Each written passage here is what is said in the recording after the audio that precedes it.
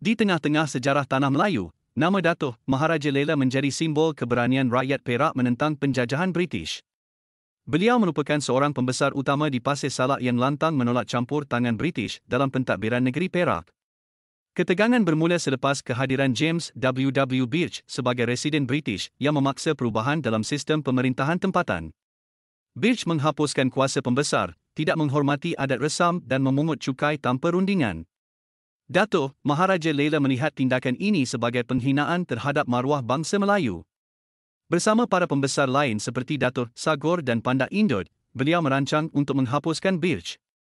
Pada 2 November 1875, mereka melaksanakan rancangan itu di Pasir Salak dengan menyerang Birch ketika beliau sedang mandi di tebing sungai.